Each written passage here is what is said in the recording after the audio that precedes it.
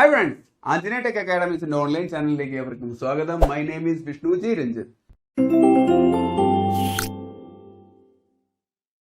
ഇന്ന് നമ്മൾ നോക്കാൻ വേണ്ടി പോകുന്നത് ശിലകൾ, റോക്സ് എന്ന ടോപ്പിക്കാണ്. മത്സര പരീക്ഷകളിൽ സ്ഥിരം സാന്നിധ്യമാണ് ഈ ഭാഗത്ത് നിന്നിട്ടുള്ള ക്വസ്റ്റ്യൻസ്. ഓക്കെ, പലരെയും ബുദ്ധിമുട്ടിപ്പിക്കാറുമുണ്ട്. പക്ഷേ ഇന്ന് ഈ ക്ലാസ് നമ്മൾ കംപ്ലീറ്റ് ചെയ്യുമ്പോൾ ഇനി ഈ ഭാഗത്തു നിന്നുള്ള ചോദ്യങ്ങൾ നിങ്ങൾക്കൊരു ബുദ്ധിമുട്ടാവില്ല സുഹൃത്തുക്കളെ.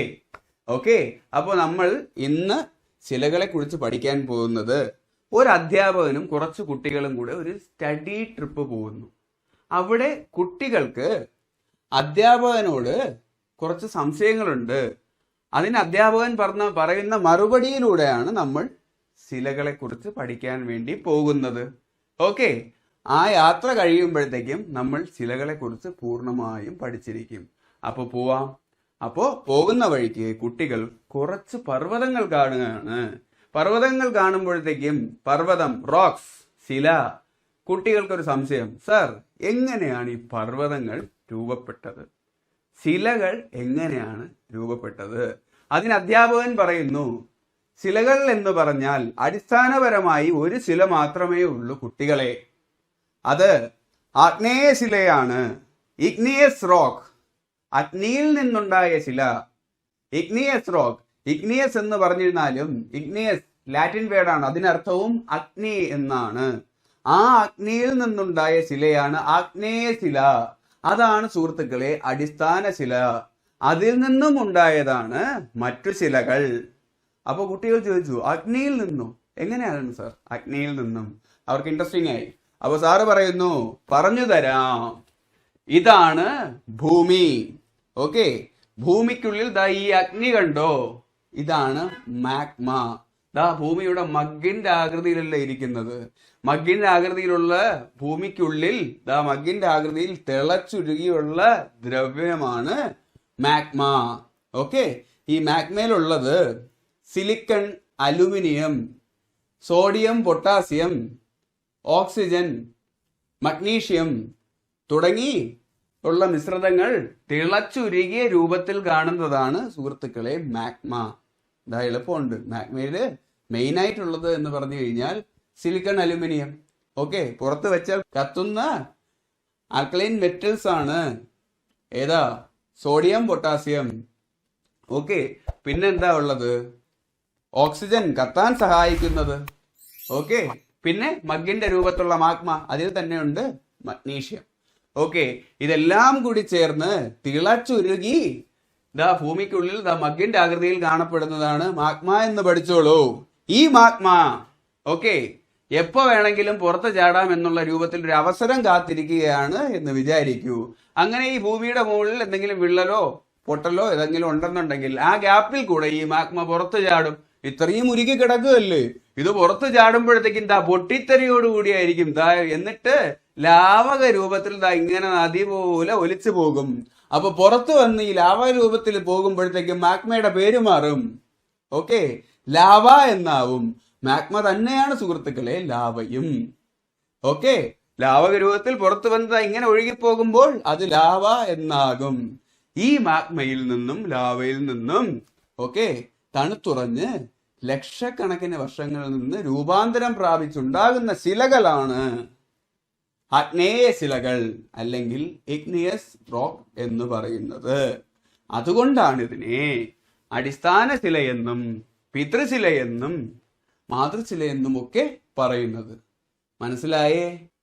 ഓക്കെ, 3 തരം ശിലകളാണ് ഉള്ളത്. ആഗ്നേയ ശിലയെ കുറിച്ചിട്ട് കൂടുതൽ നോക്കുന്നതിന് മുന്നേ മറ്റുള്ള ശിലകളെ കുറിച്ചുള്ള ഇൻട്രോയും കൂടെ പറഞ്ഞിട്ട് നമുക്ക് അങ്ങോട്ട് പോവാം. ഈ ആഗ്നേയ ശില രൂപപ്പെട്ടു ലക്ഷക്കണക്കിന് വർഷങ്ങൾ. ഇത് തീയാണ്, അതാ കത്തി കരിഞ്ഞ് ഫുള്ള് ഇങ്ങനെ ചാമ്പല് പരുവായി എങ്ങനെ നിന്നിട്ട് ഒരുപാട് കാലം കഴിയുമ്പോഴത്തേക്കും ഈ ആഗ്നേയ ശിലകളിൽ നിന്നുണ്ടായ ഈ പൊടിയും തരിതരിയായിട്ടുള്ള കല്ലുകളൊക്കെ കാറ്റിലും മഴയിലും സ്ഥാനാന്തരം സംഭവിച്ച് സസ്യങ്ങളുടെ വേസ്റ്റ്, ജീവിച്ചിരുന്ന ജീവികളുടെ ഫോസിലുകൾ എന്ന് പറയും, അതിന്റെ മുകളിൽ അടിഞ്ഞുകൂടി അവശിഷ്ടം പോലെ അടിഞ്ഞുകൂടി ഉണ്ടാവുന്നതാണ് സെഡിമെന്ററി റോക്ക് അല്ലെങ്കിൽ അവസാദ ശില എന്ന് കോഡിന് വേണ്ടി ഓർത്ത് വെച്ചോളൂ. നമുക്ക് ഡീറ്റെയിൽ ആയിട്ട് നോക്കാം. ഓക്കെ, സസ്യങ്ങളുടെയും ജീവികളുടെയും ഫോസിലുകൾ അടിഞ്ഞുകൂടി ചേർന്നുണ്ടാവുന്നതാണ് സെഡിമെന്ററി റോക്ക് എന്ന് പഠിച്ചോളൂ. അല്ലെങ്കിൽ അവശിഷ്ടങ്ങൾ ചേർന്ന് അടിഞ്ഞുകൂടി ഉണ്ടാകുന്നതാണ് അവസാദ ശില എന്ന് പഠിച്ചോളൂ. ഓക്കെ, ഈ അവസാദ ശില എന്ന് പറഞ്ഞു കഴിഞ്ഞാൽ ഈ അവശിഷ്ടങ്ങൾ, ഈ ചപ്പുചവറുകൾ കൂടി ഉണ്ടാകുന്നതാണെന്നുള്ള രീതിയിൽ ആലോചിക്കൂ. അതുകൊണ്ട് അധികം ബലമില്ല, ബലം കുറഞ്ഞ ശില ഏതെന്ന് ചോദിച്ചു കഴിഞ്ഞാൽ അവസാദ ശിലയാണ്. ഓക്കെ, പക്ഷെ കാലക്രമേണ താപവും ഹീറ്റും അല്ലെങ്കിൽ മർദ്ദവും പ്രഷറും ഒക്കെ കൊണ്ട് ഈ ആഗ്നേയ ശിലയോ ഇഗ്നിയസ് റോക്കോ സെഡിമെന്ററി റോക്കോ പതിയെ പതിയെ പതിയെ പതിയെ കട്ടിയാകും. അങ്ങനെ കട്ടിയായി രൂപമാറ്റം സംഭവിച്ച് നല്ല കായികക്ഷമതയോടുകൂടിയുള്ള കായാന്തരിത ശിലയാകും എന്ന് പഠിച്ചോളൂ. അല്ലെങ്കിൽ മെറ്റല് പോലെ ഉറഞ്ഞ മെറ്റമോർഫിക് റോക്ക് എന്ന് പഠിച്ചോളൂ. അങ്ങനെ കായാന്തരിത ശില രൂപപ്പെടുന്നു എന്ന് ഓർത്തു വെച്ചോളൂ. ഇത്രയേ ഉള്ളൂ. ഈ ഒരു ബേസിക് ഐഡിയ വെച്ചോളൂ. ഇനി നമുക്ക് ശിലകൾ ഓരോന്നായിട്ട് ഡീറ്റെയിൽഡ് ആയിട്ട് നോക്കാം. അപ്പോ ആഗ്നേയ ശില, ഇഗ്നിയസ് റോക്ക്. ഓക്കെ, അതിനു മുന്നേ ആയിട്ട് ഈ ശിലകളിലുള്ള പ്രധാന ഘടകങ്ങൾ എന്തൊക്കെയാണെന്ന് ചോദിച്ചു കഴിഞ്ഞാൽ കോട്സും ഫീൽഡ് സ്പാറുമാണ്. കോട്സ് ശിലകൾ എന്ന് പറഞ്ഞു കഴിഞ്ഞാൽ പാറകളല്ലേ ഓർമ്മ വരുന്നത്, ഭയങ്കര കട്ടിയായിരിക്കും അല്ലേ, അതുകൊണ്ട് അത് കോട്സ് എന്ന് ആലോചിക്കൂ. ഓക്കെ, അതിനെ നമ്മൾ ഉറച്ചു കഴിഞ്ഞു കഴിഞ്ഞാൽ സ്പാർക്ക് വരുമല്ലേ, അതുകൊണ്ടത് ഫീൽഡ് സ്പാർ എന്ന് ആലോചിക്കൂ. ശിലകളെ കുറിച്ചിട്ടുള്ള പഠനം സുഹൃത്തുക്കളെ പെട്രോളജി. ശിലാതൈലം എന്നറിയപ്പെടുന്നത് പെട്രോളാണ്. ഓക്കെ, അപ്പോ ശിലകളെ കുറിച്ചിട്ടുള്ള പഠനം ആ പേരിലുള്ള പെട്രോളജി എന്ന് ആലോചിക്കൂ. ഓക്കെ, മനസ്സിലായേ? അപ്പോ നമുക്ക് ആഗ്നേയ ശില തൊട്ട് തുടങ്ങാം. ഇഗ്നിയസ് റോക്ക് ആഗ്നേയ ശില. അപ്പൊ കുട്ടികളുടെ അധ്യാപകൻ പറയാണ്, കുട്ടികളെ നിങ്ങൾക്കറിയാമോ ആഗ്നേയ ശില രണ്ടു തരമുണ്ട്. രണ്ടു തരമോ? ഏതൊക്കെയാണ് സാർ? അപ്പൊ പുള്ളി പറയാണ്, അതെ, രണ്ടു തരമുണ്ട്. ആദ്യമേ പറഞ്ഞില്ലേ, മാഗ്മ വിള്ളലിലൂടെ പുറത്തോട്ട് വന്നു കഴിഞ്ഞാൽ പൊട്ടിത്തെറിച്ചത് ലാവയാവും. ഒരു പക്ഷേ ഈ മാഗ്മയ്ക്ക് പുറത്തു വരാൻ വേണ്ടി കഴിയാതെ അത് ഭൂമിക്കുള്ളിൽ വെച്ച് തന്നെ തണുത്തുറഞ്ഞ് കാലക്രമേണ ഓക്കെ ഒരു ശിലയായി മാറുകയാണെന്നുണ്ടെങ്കിൽ അത് അന്തർജാത ശിലയാണ്. ഓക്കെ, ഇനി പുറത്തു വന്ന് ലാവാരൂപേണ പുറത്തു വന്ന് കാലക്രമേണ ശിലയായി മാറുകയാണെന്നുണ്ടെങ്കിൽ അത് ബാഹ്യജാത ശിലയാണ്. അപ്പോ നമുക്ക് നോക്കാം. ബാഹ്യജാത ശില, എക്സ്ട്രൂസീവ് റോക്ക് എന്ന് പറഞ്ഞു കഴിഞ്ഞാൽ പുറത്തു വന്ന ശില. അതിന് ഉദാഹരണമാണ് ബസാൾട്ട്. ബാഹർ വന്ന സാൾട്ട് പോലത്തെ ശില എന്ന് ആലോചിക്കൂ. ബസാൾട്ട്. ഓക്കെ, ബസാൾട്ട് ബാഹർ വന്ന സാൾട്ട് പോലത്തെ, അതുപോലെ തന്നെയാണ് സാൾട്ട് എന്നുള്ളത് മനസ്സിൽ വെച്ചേക്കൂ. സാൾട്ട് എന്നുള്ളത് ഫൈൻ ഗ്രൈൻഡ് ആയിട്ടുള്ള ശിലകൾ എന്ന് വെച്ച് കഴിഞ്ഞാൽ ബാഹ്യജാത ശിലയാണ്. ആ സാൾട്ട് പോലെ അല്ലേ, അപ്പൊ ഫൈൻ ഗ്രൈൻഡ് ആണ്. ഓക്കെ, ഇനി അന്തർജാത ശില നോക്കുകയാണെന്നുണ്ടെങ്കിൽ അന്തർജാത ശിലയുടെ മറ്റൊരു പേര് പ്ലൂട്ടോണിക് റോക്ക്, പാതാള ശില എന്നിവയാണ്. പ്ലൂട്ടോണിക് പൊട്ടിത്തെറിച്ച് പുറത്ത് വരാൻ കഴിഞ്ഞില്ല, അതുകൊണ്ട് പ്ലൂട്ടോണിക് എന്ന് പറയുന്നത് ചുമ്മാ ആലോചിക്കൂ. അല്ലെങ്കിൽ പാതാളത്തിൽ തന്നെ ഉള്ള ശില പാതാള ശില. ഓക്കെ, അപ്പോ അതിന് ഉദാഹരണം ഏതെന്ന് ചോദിച്ചു കഴിഞ്ഞാൽ ഗ്രാനൈറ്റ്, ഗ്രാനൈറ്റ്. ഓക്കെ, ഇതാണ് മാഗ്മ എന്ന് ആലോചിക്കൂ. ഈ മാഗ്മ പുറത്തു വരാൻ വേണ്ടി കഴിഞ്ഞില്ല എന്നുണ്ടെങ്കിൽ ഓക്കെ അത് അവിടെ തന്നെ തണുത്തുറഞ്ഞ് എന്തായി മാറും? ശിലയായി മാറും. ആ ശിലയ്ക്ക് ഉദാഹരണമാണ് ഗ്രാനൈറ്റ്. പുറത്തു വരാൻ വേണ്ടി കഴിഞ്ഞില്ലല്ലോ, അതുകൊണ്ട് ഫുൾ ഒരു നൈറ്റ് മോഡായിരിക്കും, ഡാർക്ക് ആയിരിക്കും അകത്ത് തന്നെ ഉള്ളത്, ഗ്രേ കളറും ആയിരിക്കും എന്ന് ആലോചിച്ചോളൂ. അതുകൊണ്ട് അത് ഗ്രാനൈറ്റ്. അതിന്റെ എക്സാമ്പിൾ അങ്ങനെ പഠിച്ചോളൂ. പുറത്ത് വന്നില്ല, നൈറ്റ് ആണ്, ഭൂമിക്ക് അടിയിൽ തന്നെയുള്ള മാഗ്മ തണുത്തുറഞ്ഞ് രൂപപ്പെട്ട ശിലയാണ് ഗ്രാനൈറ്റ്. ഓക്കെ, ഇനിയുള്ളത് ഗാബ്രോ. ആ ബ്രോയും ഇപ്പൊ തന്നെ ഉള്ളിൽ തന്നെയാണ്, മഞ്ഞുമൽ പോലെ വോയിസ് ആലോചിക്കൂ. അതിലൊരു ബ്രോ വന്നിട്ട് ഇതേപോലെ പാതാളത്തിനുള്ളിൽ പോയി പെട്ടുപോയില്ലേ, ആ ബ്രോയാണ് ഈ ബ്രോ എന്ന് ആലോചിക്കൂ. അപ്പോ അന്തർജാത ശിലയ്ക്ക് മറ്റൊരു ഉദാഹരണം ഗാബ്രോ. ഓക്കെ, അപ്പോ ബാഹ്യജാത ശിലയ്ക്ക് ഉദാഹരണം ബസാൾട്ട്. സാൾട്ട് പോലത്തെ ഫൈൻ ഗ്രൈൻഡ് ആണെന്ന് ആലോചിക്കൂ. ഗ്ലാസി ടെക്സ്ചർ ആണ് സുഹൃത്തുക്കളെ. ബാഹ്യജാത ശിലയുടെ മറ്റൊരു പ്രത്യേകത, ഇതിൽ ഫോസിലുകൾ കാണപ്പെടുന്നില്ല. ഇത്രയും തിളച്ചു മറിഞ്ഞ് ചൂടോട്ട് വഴിയല്ലേ, മൊത്തം ചാമ്പലായി പോവും, അവിടെ ഫോസിലൊന്നും കാണത്തില്ല എന്ന് പഠിക്കൂ. അപ്പോ പുറത്തു വന്ന തീയാണ് ബാഹ്യജാത ശില, അവിടെ ഫോസില ഒന്നും കാണത്തില്ല, ഒന്ന് എല്ലാത്തിനെയും നശിപ്പിച്ചു കളയും, തീയാണ് എന്ന് പഠിച്ചു വെക്കൂ. ഓക്കെ, അപ്പോ ഫോസിലുകളില്ല. ബാഹ്യജാത ശിലയുടെ മറ്റു പ്രത്യേകതകൾ ഫൈൻ ഗ്രൈൻഡ് ആണ്, ഗ്ലാസി ടെക്സ്ചർ ആണ്. ഓക്കെ, അപ്പോ ബാഹ്യജാത ശിലയായിട്ടുള്ള ബസാൾട്ട്, അതിന്റെ മറ്റു പ്രത്യേകതകൾ നോക്കാം സുഹൃത്തുക്കളെ. അപ്പൊ ബസാൾട്ട് ബാഹ്യജാത ശിലയാണ്. അതിനെ ഒരു കോഡിലൂടെ ഇങ്ങനെ പഠിച്ചു വെച്ചു. ബസാൾട്ട് എന്ന് പറയുന്നത് ഒരു മനുഷ്യനാണ്. അദ്ദേഹത്തിന്റെ പ്രത്യേകത അദ്ദേഹം അയൺ മാൻ ആണ്. അദ്ദേഹത്തിന്റെ മറ്റൊരു പ്രത്യേകത നല്ല കറുത്ത കണ്ണാണ് എന്നുകൂടി പഠിച്ചു വെക്കൂ. ബസാൾട്ട്, അയൺമാൻ, കറുത്ത കണ്ണ്.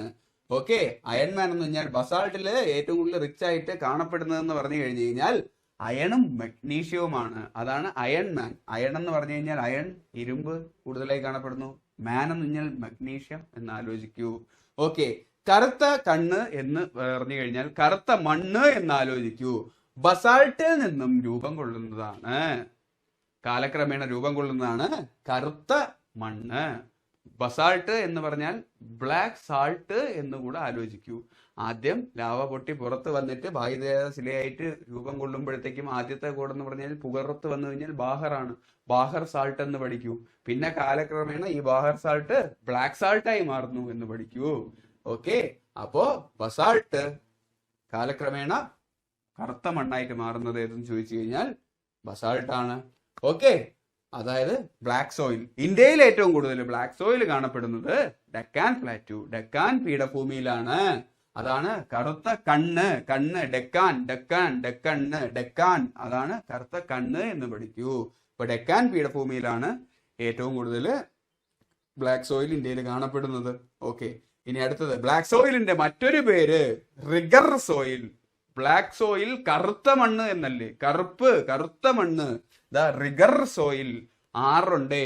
ഓക്കെ, മറ്റൊന്ന് ചെർണോസം സോയിൽ, അവിടെയും 6 ഉണ്ട്. 6 ഹൈലൈറ്റ്സ്. അപ്പൊ കറുത്ത മണ്ണ്, റിഗർ മണ്ണ്, ചെർണോസം സോയില്. ഓക്കെ, എന്ത് കൃഷിക്കാണ് അനുയോജ്യം എന്ന് ചോദിച്ചു കഴിഞ്ഞാൽ പരുത്തി കൃഷി. അവിടെ ഒരു 6 സ്ട്രെസ് കൊടുത്തു. അപ്പോ പരുത്തി കൃഷിക്ക് അനുയോജ്യം, അല്ലെങ്കിൽ ബ്ലാക്ക് കോട്ടൺ എന്ന് ആലോചിക്കൂ. കോട്ടൺ സോയിൽ എന്നറിയപ്പെടുന്നതും ഈ കറുത്ത മണ്ണ് തന്നെയാണ്, കാരണം പരുത്തി കൃഷിക്ക് അനുയോജ്യം. ഓക്കെ, അപ്പോ ഡെക്കാൻ പീഠഭൂമിയിൽ ഏറ്റവും കൂടുതൽ കാണപ്പെടുന്നത് കറുത്ത മണ്ണാണ്. ഇനി ഈ കറുത്ത മണ്ണ് ഫേമസ് ആയിട്ടുള്ള മറ്റൊരു സ്ഥലം ഏതെന്ന് ചോദിച്ചു കഴിഞ്ഞാൽ രാജ്മഹൽ കുന്നാണ്. ഓക്കെ, അവിടെയുള്ള രാജാവിന്റെ മഹൽ കറുത്ത കളറിൽ എന്ന് ആലോചിച്ചാൽ മതി. രാജാവിന്റെ പേരെന്തെന്ന് ചോദിച്ചു കഴിഞ്ഞാൽ ഓക്കെ, ഇന്ത്യൻ ക്രിക്കറ്റിലെ രാജാവായിരുന്ന, അല്ലേ, ഇന്ത്യക്ക് ആദ്യത്തെ T20 വേൾഡ് കപ്പ് നേടിയപ്പോൾ ഒരു ക്യാപ്റ്റൻ, ICC ടൂർണമെന്റ് ഇന്ത്യ ഒറ്റയ്ക്ക് വിജയിച്ചപ്പോൾ ഒരു ക്യാപ്റ്റൻ, ഓക്കെ, ഇന്ത്യയുടെ 2ാമത്തെ വേൾഡ് കപ്പ് നേടിയ ക്യാപ്റ്റനായ ഇന്ത്യൻ ക്രിക്കറ്റിന്റെ രാജാവായ മഹേന്ദ്ര സിംഗ് ധോണിയുടെ സ്ഥലത്താണ് ഈ രാജ്മഹൽ കുന്നിരിക്കുന്നതെന്ന് ആലോചിക്കൂ. അതേതാണ്? ജാർഖണ്ഡാണ്. അപ്പൊ ജാർഖണ്ഡിലാണ് രാജ്മഹൽ. ആ രാജാവിന്റെ മഹൽ കറുത്ത കളറിലാണ് എന്ന് ആലോചിക്കൂ. അപ്പൊ കറുത്ത മണ്ണ് കാണപ്പെടുന്ന മറ്റൊരു സ്ഥലം രാജ്മഹൽ ഹിൽസ് ആണ്. ഈ ധോണിക്കും ഈ കറുത്ത ഇതുമായിട്ട് ഒരു ബന്ധമുണ്ട് കേട്ടോ. ധോണിയുടെ മഹലല്ല കറുപ്പ്, ധോണി വളർത്തിയ കോഴികളാണ് കറുപ്പ് കേട്ടോ. ഈ കടക്നാഥ് കോഴി എന്ന് പറഞ്ഞാൽ പൂർണ്ണമായും കറുത്തിട്ടുള്ള കോഴിയാണ്. അതിന്റെ കൃഷി ധോണിക്ക് ഉണ്ടായിരുന്നു, ഇടയ്ക്ക് ന്യൂസൊക്കെ ആയിരുന്നു അതിന്റെ ഒരു ഫാം. ഓക്കെ, കടക്നാഥ് കോഴി അതിന്റെ നേറ്റീവ് അതിന്റെ ജന്മസ്ഥലം എവിടെയാണെന്ന് ചോദിച്ചു കഴിഞ്ഞാൽ മധ്യപ്രദേശാണ്. അങ്ങനെയും ഓർത്തോളൂ. അപ്പോ കടക്നാഥ് ചോദിച്ചിട്ടുള്ള ചോദ്യമാണ്, ഇത് ഏത് ജീവിയാണ്? അത് കോഴിയാണ്. ഓക്കെ, അപ്പോ മനസ്സിലായിട്ടുണ്ടെന്ന് കരുതുന്നു. പിന്നെ ഈ ബസാൾട്ട് ശിലകളിൽ നിന്നും ഓക്കെ ഫോം ആയിട്ടുള്ള ലോകത്തിലെ ഒരേ ഒരു ലവണ തടാകം ഏത് എന്ന് ചോദിച്ചു കഴിഞ്ഞാൽ അത് ലൂണാർ ആണ്. ബസാൾട്ട് ശിലയിൽ നിന്നും ഫോമായ ലവണ തടാകം ലൂണാർ എവിടെയെന്ന് ചോദിച്ചാൽ മഹാരാഷ്ട്രയാണ് എന്നുകൂടി ഓർത്തോളൂ. ഓക്കെ, ഇത്രയുമാണ് ആഗ്നേയ ശിലകളിൽ നിന്നും നോക്കാനുള്ളത്. ആഗ്നേയ ശിലകളുടെ മാതൃശില എന്ന് പറയപ്പെടുന്നു. ഏറ്റവും കൂടുതൽ കാണപ്പെടുന്ന ശിലയും ആഗ്നേയ ശിലയാണ്. കാരണം ഈ ശിലയിൽ നിന്നല്ലേ എല്ലാത്തിനും ഉത്ഭവം. ഭൂമിക്ക് അകത്തും പുറത്തും ഒക്കെ ഉണ്ട്. അതുകൊണ്ട് ആഗ്നേയ ശില. ഓക്കെ, ശിലകളുടെ മാതാവ്, ഏറ്റവും കൂടുതൽ കാണപ്പെടുന്ന ശില, പിതൃശില എന്നൊക്കെ അറിയപ്പെടുന്നു. അപ്പോ അടുത്ത് നമുക്ക് അവസാദ ശില നോക്കാമേ. അവസാദ ശില, അവശിഷ്ടങ്ങൾ അടിഞ്ഞുണ്ടാകുന്ന ശില എന്ന് കോഡിന് വേണ്ടി ആലോചിക്കൂ. അല്ലെങ്കിൽ അടിഞ്ഞുകൂടിയ ശില, അതാണ് സെഡിമെന്ററി. സെഡിമെന്ററി റോക്സ്, അവസാദ ശില. ഓക്കെ, അടിഞ്ഞുകൂടിയതായതുകൊണ്ട് ചുമ്മാ ആലോചിക്കൂ. ഈ ആഗ്നേയ ശിലയും പിന്നെ ഈ ജീവികളുടെയും സസ്യങ്ങളുടെയും ഫോസിലും തെപ്പ് ചവറും എല്ലാം കൂടെ അടിഞ്ഞുകൂടിയത് കൊണ്ട് പെട്ടെന്നാണ് അടിഞ്ഞു കൂടുന്നത്. അതുകൊണ്ട് കട്ടി കാണത്തില്ല എന്ന് ആലോചിക്കൂ. അതുകൊണ്ട് തന്നെ കട്ടി കുറഞ്ഞ ശില അവസാദ ശില, അവശിഷ്ട ശില എന്ന് ആലോചിക്കൂ. അടിഞ്ഞുകൂടിയ ശില, സെഡിമെന്ററി റോക്സ്. ഓക്കെ, പിന്നെ എന്താണ്, അതുകൊണ്ട് തന്നെ ഇത് അടിഞ്ഞു കൂടുമ്പോഴത്തേക്കും പാളികളായിട്ടാണ് കാണപ്പെടുന്നത്. ഇതാ നോക്കൂ, ഇതാ അവസാദ ശിലയ്ക്ക് ഉദാഹരണമാണ്. ഇതാ പാളികൾ തട്ടായിട്ടാണ് ഇങ്ങനെ അടിഞ്ഞു കൂടുന്നതെന്ന് ആലോചിച്ചാൽ മതി. ഓക്കെ, അടുത്തത് ഫോസിലുകൾ എന്ന് പറഞ്ഞു. അപ്പൊ കുട്ടികൾ ചോദിക്കുക, ഫോസിലുകളോ സാർ, എന്താണ് ഫോസിൽ, അതിന്റെ പ്രത്യേകത എന്ന് പറയാവൂ? ഒന്നുമില്ല, മുന്നേ ജീവിച്ചിരുന്ന ജീവികളുടെ അവശിഷ്ടം, സസ്യങ്ങളുടെയൊക്കെ അവശിഷ്ടമല്ലേ, ഇത് കാലക്രമേണ അടിഞ്ഞുകൂടി അതിന്റെ മുകളിൽ അവസാദ ശിലയും ഈ പറഞ്ഞ ആഗ്നേയശിലയുടെ പാളികളും തരികളും എല്ലാം അടിഞ്ഞുകൂടി കാലക്രമേണ ഇതിന്റെ താപവും പ്രഷറും ഒക്കെ കൊണ്ട് ഫോസിലുകൾ രൂപം കൊള്ളുന്നു. ഓക്കെ, ഈ ഫോസിലുകളെ കുറിച്ച് പറയുമ്പോഴത്തേക്കും പെട്രോളിയം രൂപം കൊള്ളുന്നത് ഈ സമുദ്രത്തിലും ജലാശയത്തിലും ഒക്കെ ഉള്ള ജീവികളുടെയും സസ്യങ്ങളുടെയും അവശിഷ്ടങ്ങൾ കൂടിച്ചേർന്ന് അതിന്റെ കൂടെ മറ്റു ലവണങ്ങളും ചേർന്ന് അതിന് മുകളിൽ ഈ ശിലകളും എല്ലാം വന്ന് അടിഞ്ഞു കൂടി അങ്ങനെയാണ് പെട്രോളിയം രൂപം കൊള്ളുന്നതെന്ന് പഠിച്ചോളൂ. ശിലാതൈലം, പെട്രോളിയം. ഓക്കെ, അവസാദ ശിലയിൽ നിന്നും രൂപം കൊള്ളുന്നതാണ് പെട്രോളിയം.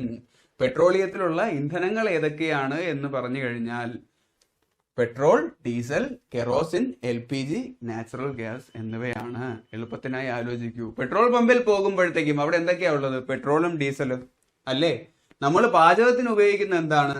മണ്ണെണ്ണ, കെറോസിൻ. പിന്നെ അല്ലെന്നുണ്ടെങ്കിൽ LPG അല്ലേ, ലിക്വിഡ് പ്രൊപ്പൈൻ ഗ്യാസ്. അതിലുള്ളത് പ്രൊപ്പൈനും ബ്യൂട്ടൈനുമാണ് LPG. പിന്നെ ഉള്ളത് natural gas PNG, piped natural gas എന്ന് അറിയപ്പെടുന്നു. അതായത് അർബൻ സിറ്റികളിലൊക്കെ പൈപ്പ് വഴി പാചകത്തിന് വേണ്ടിയിട്ട് ഇത് സപ്ലൈ ചെയ്യാറുണ്ട്. ഇതില് നാച്ചുറൽ ഗ്യാസിൽ ഏറ്റവും കൂടുതൽ അടങ്ങിയിട്ടുള്ളത് മീഥൈൻ ആണ്. അപ്പൊ ഇതും കൂടെ ആലോചിക്കൂ. പെട്രോളിയത്തിലുള്ള ഇന്ധനങ്ങൾ എന്ന് വെച്ചാൽ പെട്രോൾ, ഡീസല്, പിന്നെ പാചകത്തിന് എടുക്കുന്ന കെറോസിന്, LPG, പിന്നെ നാച്ചുറൽ ഗ്യാസും കൂടി ആണ്. അപ്പോൾ നമുക്ക് വീട്ടിൽ ഗ്യാസ് ഒക്കെ ലീക്ക് ആകുമ്പോഴത്തേക്കും സ്മെല്ല് വരുമല്ലോ. ആ സ്മെല്ലിന് കാരണം എന്താണെന്ന് പറഞ്ഞു കഴിഞ്ഞാൽ മെർക്കാപ്റ്റൈൻ. ഗ്യാസ് ഓൺ ചെയ്ത് വെച്ചിട്ട് മറക്കാതിരിക്കാൻ സ്മെല്ലിന് വേണ്ടിയുള്ളതാണ് മെർക്കാപ്റ്റൈൻ എന്ന് പിടിക്കൂ. മെർക്കാപ്റ്റൈൻ. പെട്രോളിന്റെ മറ്റു വിശേഷണങ്ങൾ ശിലാതൈലം എന്നറിയപ്പെടുന്നു, കറുത്ത സ്വർണം എന്നറിയപ്പെടുന്നു, ഒഴുകുന്ന സ്വർണം എന്നറിയപ്പെടുന്നതും പെട്രോളിയമാണ്. ആണേ. അടുത്ത ഫോസിലുകളിൽ നിന്നും രൂപം കൊള്ളുന്ന അടുത്തത് എന്താണെന്ന് നോക്കാം. അതാണ് സുഹൃത്തുക്കളെ കോളിന് പെട്രോളിയത്തിൽ നിന്നും വ്യത്യസ്തമാക്കുന്നത് കോള് കരഭാഗത്താണ്. കരഭാഗത്തുള്ള ചതുപ്പിലും മറ്റും ഒക്കെയുള്ള ചെടികൾ ഫോസിലായി മാറി അതിന്റെ മുകളിൽ ഈ സെഡിമെന്ററി റോക്സും മറ്റതുമൊക്കെ അടിഞ്ഞു കൂടിയാണ് കോൾ ഉണ്ടാക്കുന്നത്. കൽക്കരി. മുകളിൽ കല്ലടിഞ്ഞുകൂടി താഴെ ഉണ്ടാകുന്ന ഈ മരങ്ങളിലും സസ്യങ്ങളിൽ നിന്നൊക്കെ ഉള്ള കരി എന്ന് ആലോചിക്കൂ. പെട്രോളിയം അങ്ങനെയല്ല. സമുദ്രജീവികളും ഈ സസ്യങ്ങളുടെയും ഒക്കെ ഫോസിൽ അടിഞ്ഞു ചേർന്ന് സമുദ്രവും മറ്റ് തടാകങ്ങളിലൊക്കെയാണ് ഇത് ഫോം ആവുന്നത്. ഇതാണെന്നുണ്ടെങ്കിൽ അങ്ങനെയല്ല, കരഭാഗത്തായിരിക്കും ഫോം ആവുന്നത്. സസ്യങ്ങളോ വൃക്ഷങ്ങളുടെയൊക്കെ ഫോസിലിൽ നിന്നും അതിന്റെ മുകളിൽ വന്നിട്ട് ഈ ശിലകളെല്ലാം അടിഞ്ഞു കൂടിയാണ് കോൾ ഫോം ആവുന്നതെന്ന് ആലോചിക്കൂ. കോൾ ഫോം ആകുമ്പോഴത്തേക്ക് കാർബണാണ് അതിൽ ഏറ്റവും കൂടുതലുള്ളത്. ആദ്യമേ പ്യുവർ കാർബൺ ഇങ്ങോട്ട് കിട്ടുകയല്ല. ആദ്യം ഉണ്ടാകുന്ന കോൾ ഏതെന്ന് പറഞ്ഞു കഴിഞ്ഞാൽ അത് പീറ്റ് ആണ്. ഇതാണ് പീറ്റ്, കരിക്കട്ട പോലെ. ഇത് ഹൈലി മോയ്സ്ചർ ആയിരിക്കും. പ്യുവർ കാർബണിന്റെ ഫോം അല്ല. കാർബണിന്റെ അളവ് കുറച്ചേ കാണുള്ളൂ. അതായത് പീറ്റ്. ഇതിൽ നിന്നും ആദ്യം ഫോം ആകുന്നത് പെറ്റിട്ട ഉടനെ എന്ന് ആലോചിച്ചാൽ മതി. അപ്പോ വന്നിട്ട് കാർബണിന്റെ ക്വാളിറ്റി അധികം കാണത്തില്ല. അതാണ് പീറ്റ്. അടുത്തത് നമുക്ക് നോക്കാം. അടുത്തതാണ് പീറ്റ് കഴിഞ്ഞിട്ട് അടുത്ത കാലക്രമേണ അത് ലിഗ്നൈറ്റ് ആയിട്ട് മാറും. കുറച്ചും കൂടെ ലൈറ്റ് ആയിട്ട് കാർബൺ കുറച്ചും കൂടെ വരും. കാർബൺ കുറച്ചും കൂടെ ലൈറ്റ് ആയിട്ട് വരുമ്പോഴത്തേക്കും കളറും കുറച്ചായിട്ട് മാറും. കുറച്ചും കൂടെ ബ്രൗൺ കളറാവും. Lignite also called brown coal എന്നറിയപ്പെടുന്നത് ലിഗ്നൈറ്റ് ആണ്. കുറച്ചും കൂടെ പീറ്റ് എന്ന് പറഞ്ഞു കഴിഞ്ഞാൽ പെറ്റ് ജനിച്ച ഉടനെ ഉള്ളതാണ്. അതുകൊണ്ട് അധികം കാർബൺ കാണത്തില്ല, മോയ്സ്ചർ കൂടുതലായിരിക്കും. എന്നാൽ പിന്നെ കാലക്രമേണ അതിൽ ലൈറ്റ് ആയിട്ട് കാർബണും കൂടെ വരുമ്പോഴത്തേക്കും ലിഗ്നൈറ്റ് ആവും. കാർബൺ കുറച്ചും കൂടെ വരുമ്പോഴത്തേക്കും ആ കളർ മാറി കുറച്ചും കൂടെ ബ്രൗൺ കളർ ആവും. അതാണ് ബ്രൗൺ കോൾ എന്നറിയപ്പെടുന്നത്. എന്താണ് കാർബണിന്റെ കണ്ടന്റ് പീറ്റിനെക്കാളും കുറച്ചും കൂടി അധികമാണ്. ഓക്കെ, എങ്കിലും still has high moisture pure form അല്ല. ഓക്കെ, പിന്നെ ഈ ലിഗ്നൈറ്റ് ഉപയോഗിക്കുന്നത് ഇലക്ട്രിസിറ്റി ഉണ്ടാക്കാനുള്ള പർപ്പസിലാണ് എന്നുകൂടി ആലോചിക്കൂ.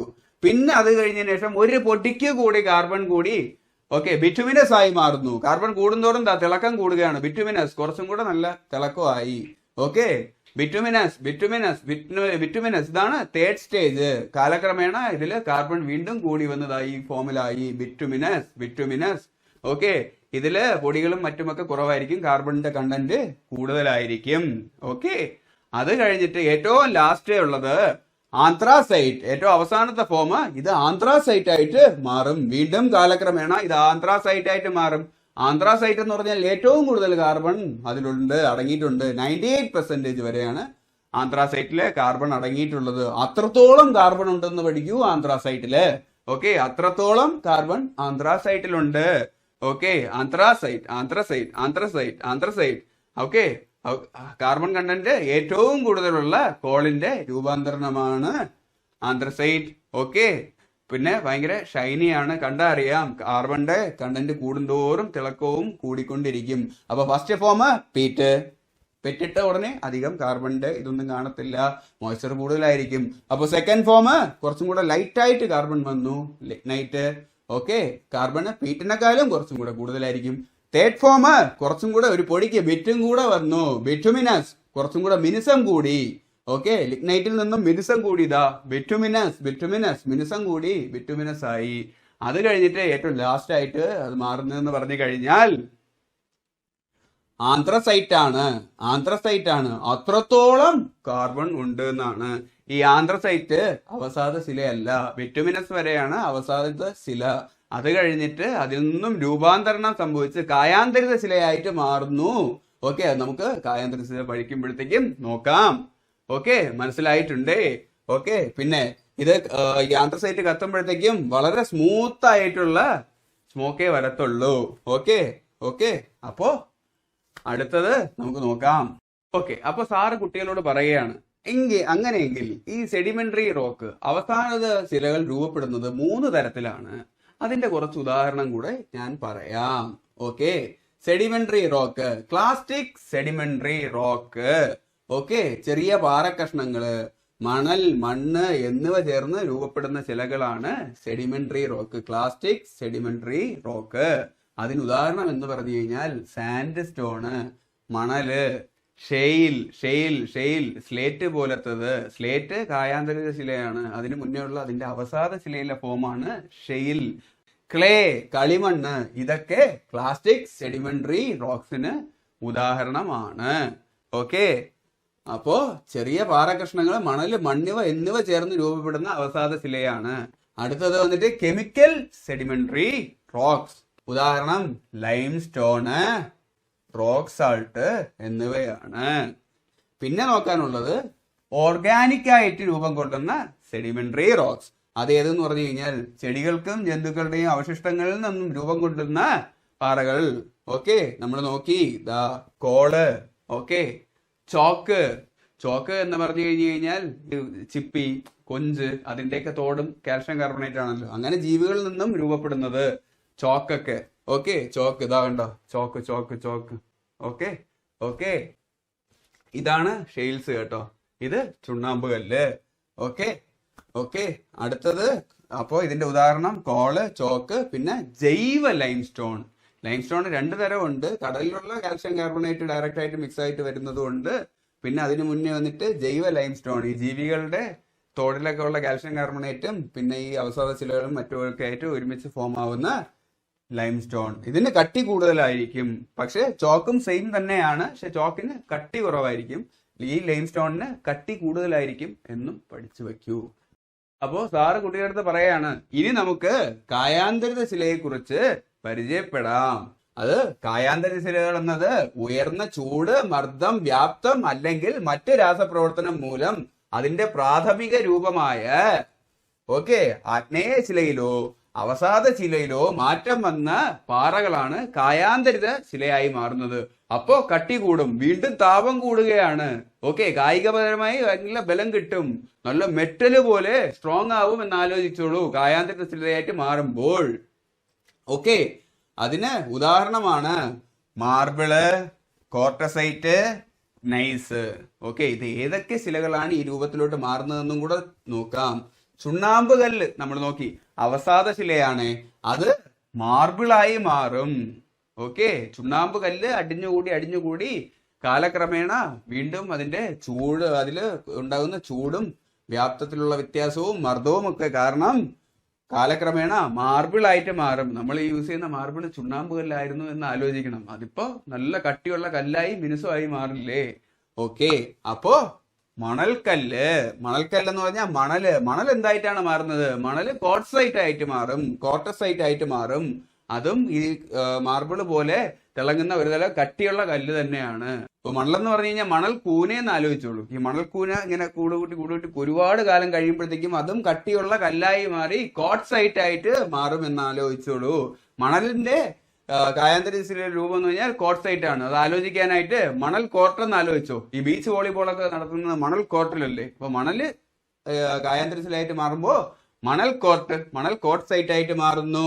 ചുണ്ണാമ്പ് കല്ല് മാർബിളായിട്ട് മാറുന്നു. വെണ്ണക്കൽ മാർബിൾ എന്ന് കേട്ടിട്ടില്ലേ? ഇത് നമ്മുടെ താജ്മഹലൊക്കെ നിർമ്മിച്ചിട്ടുള്ള വെണ്ണക്കൽ മാർബിളിലാണ്. അപ്പോ വെണ്ണക്കല്ല് എന്ന് പറഞ്ഞു കഴിഞ്ഞാൽ ചുണ്ണാമ്പ് കല്ല് മാർബിളായിട്ട് മാറുന്നതാണ് വെണ്ണക്കൽ മാർബിൾ എന്ന് ആലോചിച്ച് വെക്കൂ. ഓക്കെ, ഗ്രാനൈറ്റ് നമ്മൾ ആദ്യം പറഞ്ഞു അന്തർജാത ശിലയാണ്. ഈ അന്തർജാത ശില ഭൂമിക്ക് അടിയിൽ വെച്ച് വീണ്ടും അവിടെയുള്ള താപം കൊണ്ടും മാഗ്മയുടെ ചൂടൊക്കെ കൊണ്ടും പ്രഷർ കൊണ്ടും ഗ്രാനൈറ്റ് നൈസായി മാറുന്നു. ഗ്രാനൈറ്റ് ആഗ്നേയ ശിലയാണ്, അത് നൈസായിട്ട് മാറുന്നു. ഗ്നൈസ് കായാന്തരിത ശിലയാണ്. അപ്പോ ഭൂമിക്കടിയിലുള്ള ആഗ്നേയ ശിലയായ ഗ്രാനൈറ്റ് വീണ്ടും മാഗ്മയുടെയും പിന്നെ താപം കാരണവും അവിടെ ഉണ്ടാകുന്ന പ്രഷർ കാരണവും അത് കായാന്തരിത ശിലയായിട്ട് രൂപമാറ്റം കൊടുക്കുന്നതാണ് നൈസ്.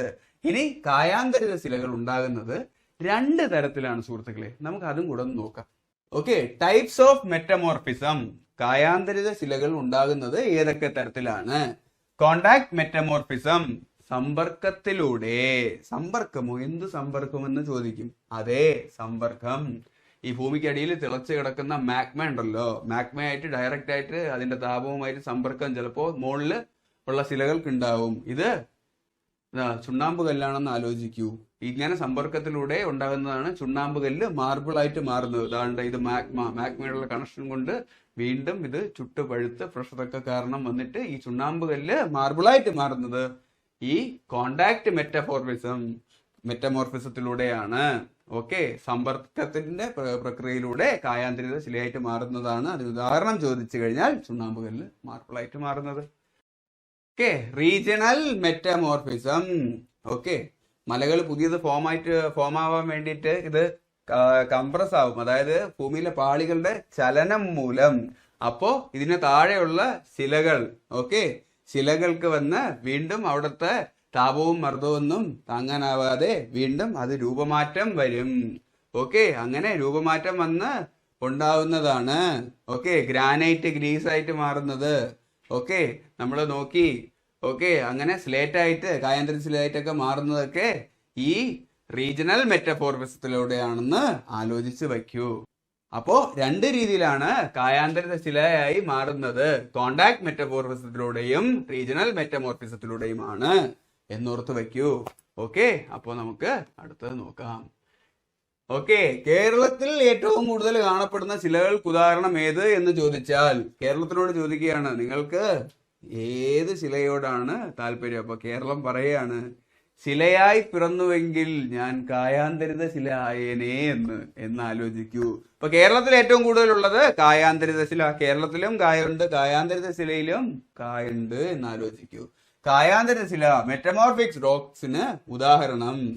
ഓക്കെ, കായാന്തരിത ശിലയ്ക്ക് ഉദാഹരണം എന്ന് പറഞ്ഞാൽ സ്ലേറ്റ്, മാർബിള്, കോർട്ടൈസ്, ആന്ത്രസൈറ്റ്, ഗ്നീസ് എന്നിവ കായാന്തരിത ശിലയ്ക്ക് ഉദാഹരണമാണ്.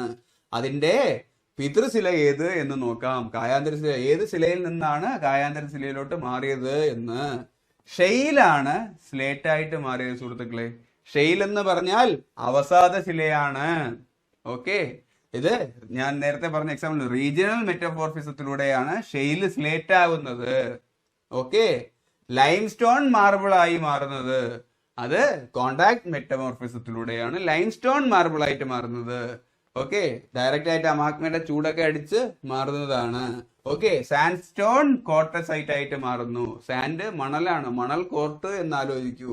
സാൻഡ് സ്റ്റോൺ എന്ന് പറഞ്ഞു കഴിഞ്ഞാൽ അവസാദ ശിലയാണ്. അത് കായാന്തര ശിലയാകുമ്പോഴത്തേക്കും കോർട്ടസൈറ്റ് ആയിട്ട് മാറും.